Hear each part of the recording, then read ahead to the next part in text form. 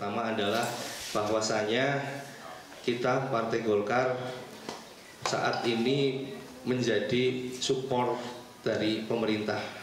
Oleh karena itu kita harus bisa bagaimana caranya mengamankan kebijakan pemerintah pusat. Dan kalau ada hal-hal yang memang tidak sesuai mungkin dengan realita di lapangan atau banyak gejolak dan lain-lain, kader-kader Partai Golkar diharapkan bisa ikut memberikan informasi yang baik.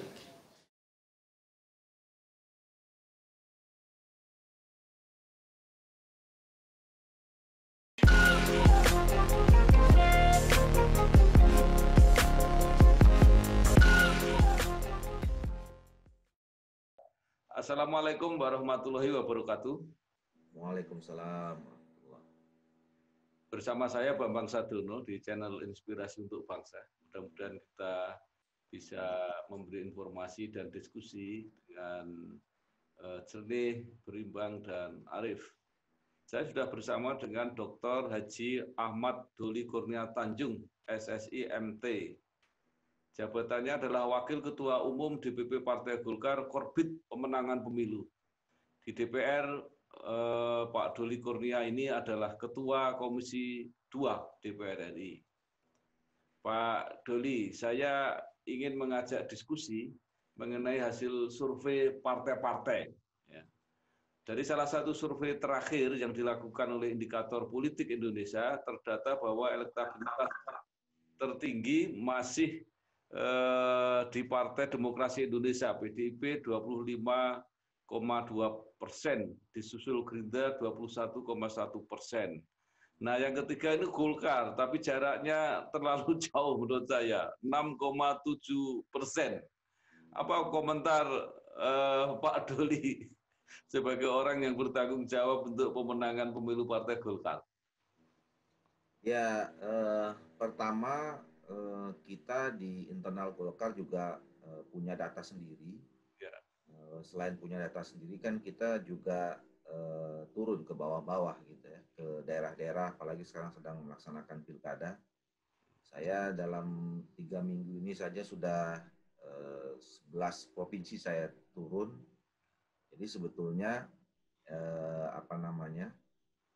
ya antusiasme masyarakat terhadap Partai Golkar, terutama kalau sekarang ini dilihat dari pasangan calonnya, ya masih cukup tinggi gitu. Jadi ya bisa jadi memang berbeda ya, apalagi itu kan cuma survei. Ya. Dan yang kedua, sebetulnya buat Partai Golkar, kalau dari data survei yang kita lihat dari 10 tahun yang terakhir ini, ya Golkar itu kalau dalam survei ya memang selalu di bawah 2 digit, average 6, 7, 8, 9 gitu. Tetapi alhamdulillah pada saat pemilu kita selalu di rata-rata 13, 14, 12, 13, 14% dan tetap masih nomor 2. Nah, tapi saya kira data yang disampaikan oleh indikator itu ya sebagai data pembanding saja buat kami, ya buat kita untuk lebih bekerja serius untuk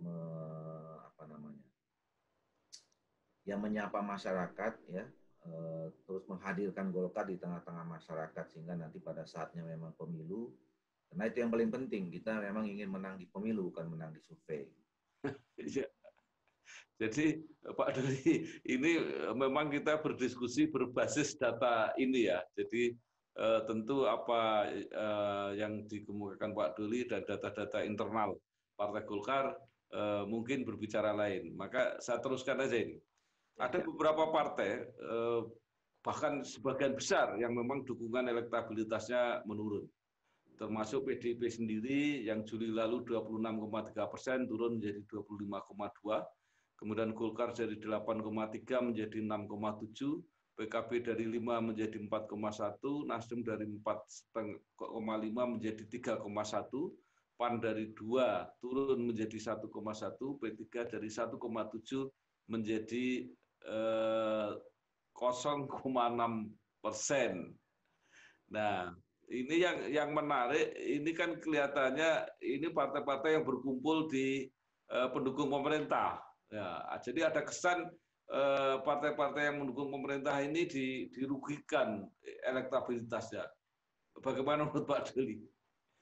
Ya, tapi kalau disimpulkan begitu kan fenomena Gerindra jadi aneh itu di situ, ya kan? Ya, Yang nanti kita bahas sendiri ini nanti Gerindra. Kita yang ini dulu. tadi kalau kita lihat seluruh partai pendukung pemerintah turun, Ya. tapi Gerindra yang sekarang tergabung di pemerintah juga, tapi faktanya naik begitu pesat, gitu Ya, ya. betul. Ya. Juga yang membuat kita jadi ya bertanya-tanya dan ingin mendiskusikan lebih lanjut sebenarnya tentang hasil survei itu.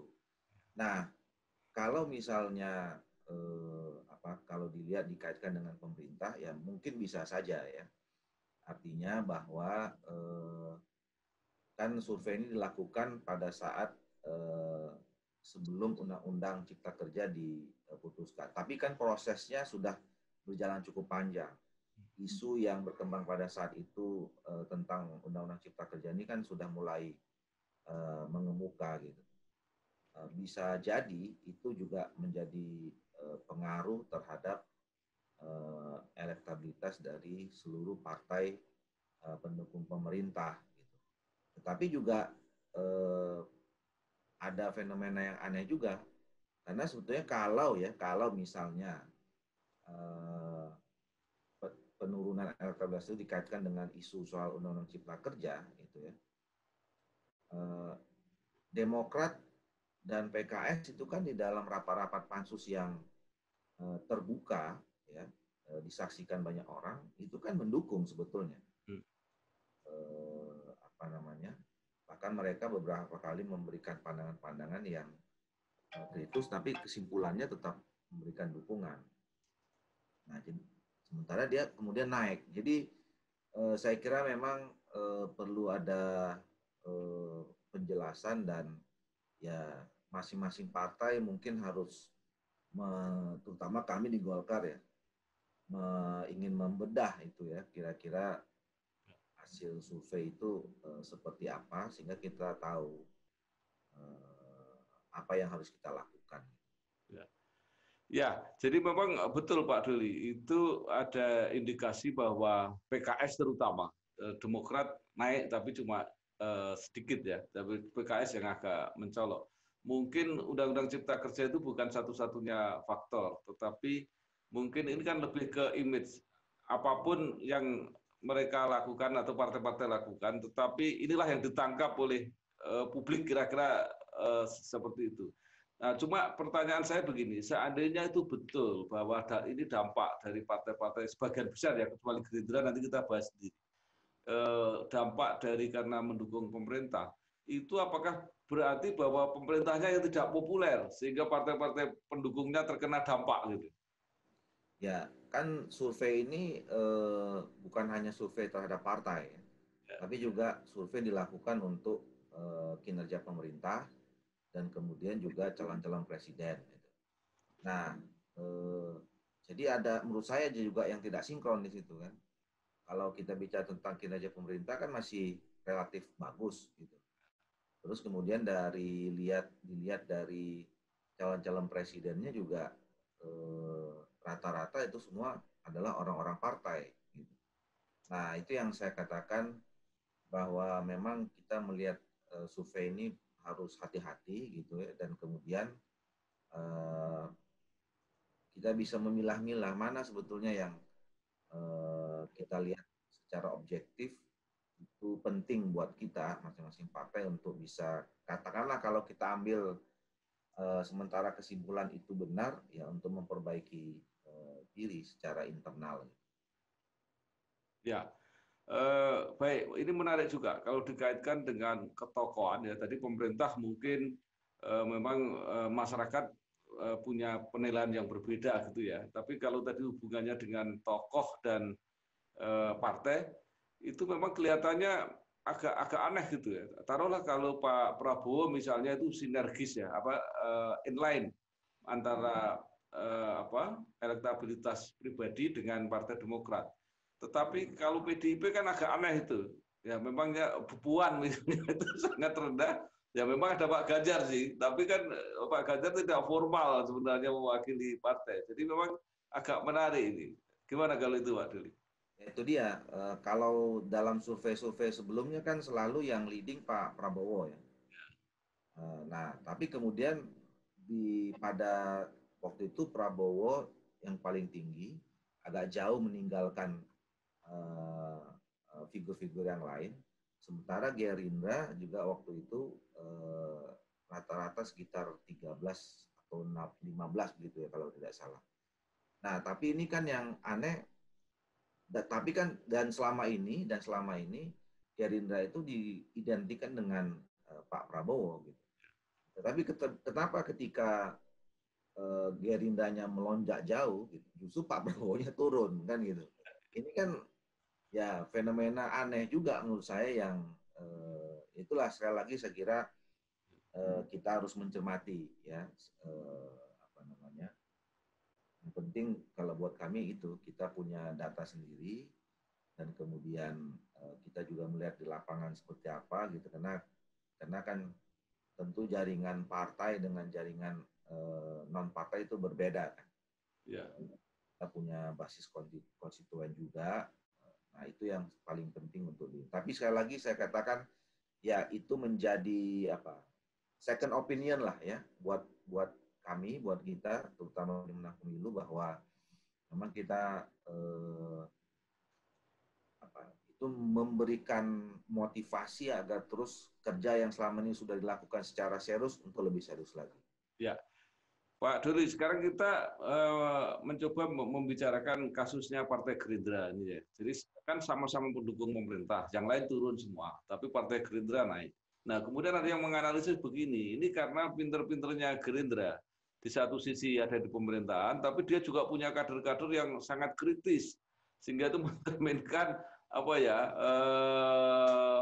sikap yang ada yang menginginkan sikap seperti itu masyarakat. Nah, apakah ini Pak Duli setuju nggak kalau ini analisisnya? Ya, kalau itu kan analisis yang tertulis disampaikan oleh indikator. Iya, betul. Kita menjelaskan salah satu kenapa yang menyebabkan Gerindra itu naik, karena memang betul Gerindra itu berada dalam posisi hari ini bagian dari koalisi pemerintahan, Jokowi Ma'ruf Amin, tapi ada dua tokoh yang disebut, Fadlizon sama Ade Rosyad tadi ya. Yang selalu kritis gitu. Nah, ini saya kira kan juga apa namanya? Ya kita justru bertanya ini sekarang posisi Gerindra ini di mana sebenarnya kan gitu. Ya, pura-pura jadi koalisi pemerintah gitu kan? Atau kemudian memang apa namanya? Ya orang-orang yang disebutkan itu apa namanya ya? Kan sedikit banyak juga mengganggu sebetulnya ya, dari perjalanan pemerintah. Jadi kalaupun misalnya kita ingin mensukseskan jalannya pemerintahan ini, tentu kalau disampaikan kritik secara terbuka oleh bagian internal kita itu kan sebetulnya tidak menguntungkan bagi pemerintah ya gitu ya. Nah, jadi saya kira ke depan mungkin harus tegas saja Gerindra ini ya. Kalau memang menjadi bagian pemerintah, ya dukung penuh ya kan. Dan kalau ada, saya nggak tahu apakah dua nama yang disebut itu mereka itu bertindak atas nama sendiri gitu kan, atau atas nama atau apalagi bagian dari strategi pemerintah Gerindra gitu ya. Tapi kalau itu bagian dari strategi Gerindra, saya kira ya partai politik koalisi yang lain patut mempertanyakan itu.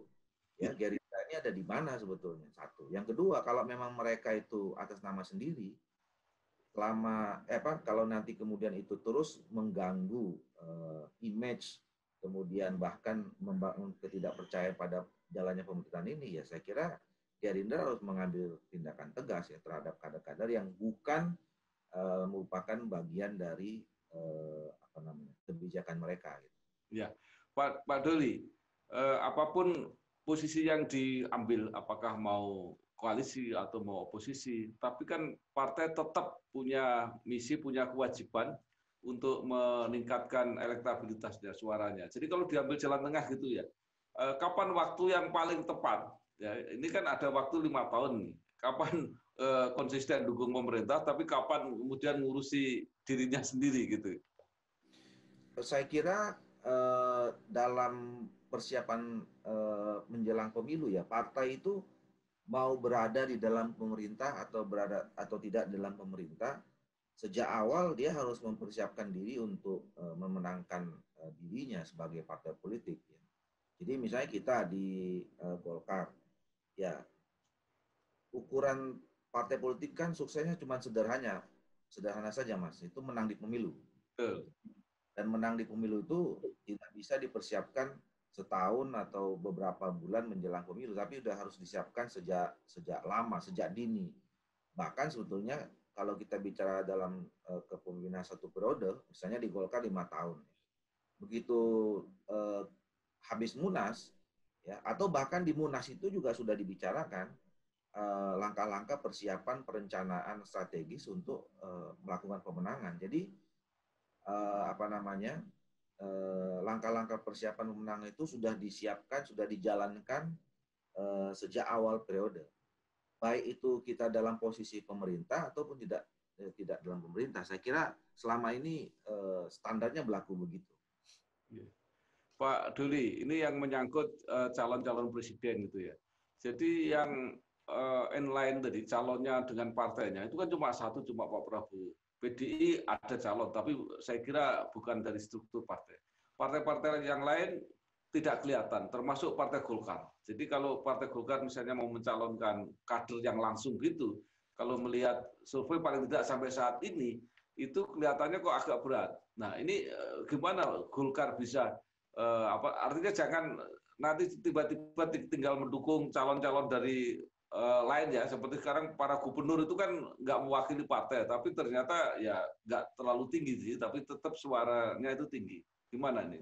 Ya, kalau kami kita di Golkar kemarin sudah diputuskan ya, karena melihat pengalaman di pemilu 2019 ya, di mana Pilpres dan Pileg itu diserentakkan. Dan nanti di tahun 2024 juga sudah dipastikan begitu karena terakhir putusan Mahkamah Konstitusi juga memperkuat ya, mempertegas pelaksanaan keserentakan Pilpres dan Pileg.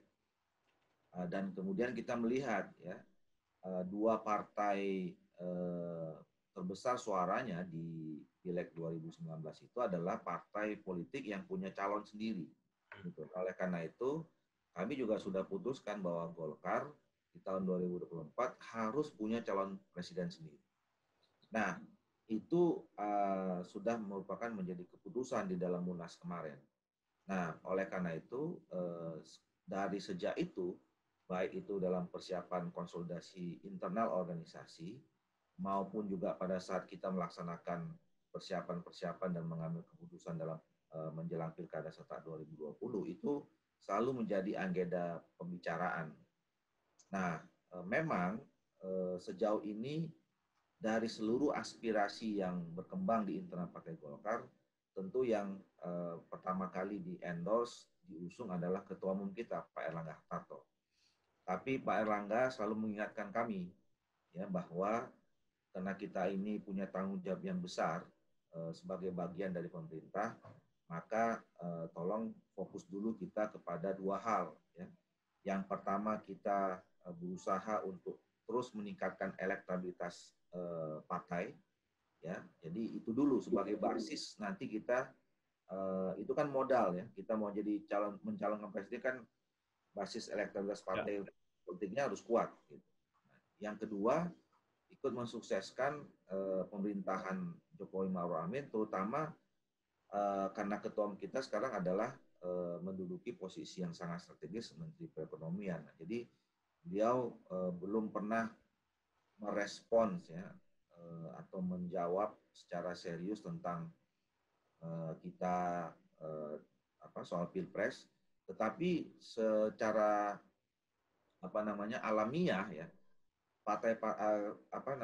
jajaran partai di bawah, di jalan partai Golkar itu ya mereka kan juga sebagai insan politik tadi sama kesadarannya bahwa kalau memenang pemilu dari 2024 baik pileg maupun pilpres ya dari sekarang harus sudah mulai dikerjakan. Makanya di dalam pilkada sekarang ini sudah ada juga yang menyandingkan misalnya foto atau baliho calon-calon itu dengan foto ketua umum kita gitu. Itu inisiatif dari mereka saja sebagai tadi keinginan bahwa kita harus punya calon presiden sendiri tahun 2024. Ya, baik Pak Doli. Jadi sekarang apa yang ingin ingin disampaikan Pak Doli mengenai apa yang sudah dilakukan Partai Golkar dan apa yang akan dilakukan Partai Golkar dalam rangka meningkatkan elektabilitas, termasuk elektabilitas ketua umum sebagai salah satu calon presiden, ya, supaya baik publik maupun terutama kader Golkar bisa mendengar gitu. Ya, tentu kita sudah mempunyai rencana-rencana strategis ya, yang sudah kita susun sejak mulai dari Munas kemarin, dan kita ingin meraih 3 sukses, 3 kemenangan di dalam pemilu ya, yang kami anggap ini satu sama lainnya tidak terpisahkan. Misalnya kita sekarang mengedepankan yel-yel ya. Jadi Golkar Indonesia, Indonesia Golkar, Golkar menangnya 3 kali. Nah, kenapa menangnya 3 kali? Maknanya itu atau secara filosofis bisa dipahami bahwa kita ingin meraih 3 kemenangan yang saling berkaitan. Itu menang pilkada, menang pileg, dan menang pilpres. Nah, kita mulai dari konsolidasi internal, ya. Kita sudah tata sedemikian rupa bahwa dalam 1 tahun pertama ini, sejak Munas 2019 akhir 2019 yang lalu, ini harus sudah selesai konsolidasi internal. Jaringan Partai Golkar harus sudah selesai semua secara formal sampai di tingkat kelurahan dan desa. Jadi kita punya kepengurusan yang baru, yang segar, hasil konsolidasi baik di tingkat provinsi, kabupaten kota, kecamatan hingga kelurahan dan desa. Yang berikutnya kemudian kita juga ingin membangun jaringan atau mengkonsolidasi jaringan eksternal kita atau yang non formal. Yang non formal baik terkait dengan soal internal, kita dulu mengenal ada Pokar. Kita ingin konsolidasi di tingkat kelurahan desa, itu dibentuk Pokar-Pokar. Sampai kita juga sudah mulai mempersiapkan sekarang saksi-saksi untuk di tingkat TPS. Nah, uji coba kita sekarang nanti di Pilkada serentak tahun 2020 ini, insya Allah nanti ada di sekitar 600-an ribuan TPS ya. Kita insya Allah mudah-mudahan sudah punya saksi yang itu adalah kader-kader militan yang nanti kita akan terus rawat nanti sampai 2024. Nah, di samping juga kita membangun konsolidasi jaringan eksternal kita ya. Tentu kita harus berkomunikasi baik dengan kelompok-kelompok masyarakat, organisasi-organisasi kemasyarakatan, ya terutama basis anak muda. Karena kami sadar betul bahwa segmentasi pemilih sekarang ini, apalagi Indonesia ini kan termasuk negara yang mengalami bonus demografi. Jadi sekarang kalau kita dapati atau kita lihat data, segmen pemilih untuk 17 tahun sampai 40 tahun itu 60%. Dan ini pasti akan terus bertambah karena memang mengalami bonus demografi itu sampai di 2024 dan puncaknya tahun 2030. Oleh karena itu, Golkar tentu masih punya basis konstituen tradisional, ya, orang-orang lama yang memang tetap mencintai Golkar, tetapi karena memang segmentasi pemilih muda milenial tadi besar, nah kita pun sekarang sedang mempersiapkan bagaimana isu-isu di lingkungan anak muda dan milenial itu Golkar juga bisa ikut masuk ke dalamnya. Kira-kira gambaran besarnya itu. Baik, terima kasih Pak Doli, Dr. Haji Ahmad Doli Kurnia Tanjung, SIMT, Wakil Ketua Umum DPP Partai Golkar, Korbit Pemenangan Pemilu. Mudah-mudahan lancar, sukses, dan tercapai targetnya. Sekali lagi terima kasih. Wassalamualaikum warahmatullahi wabarakatuh.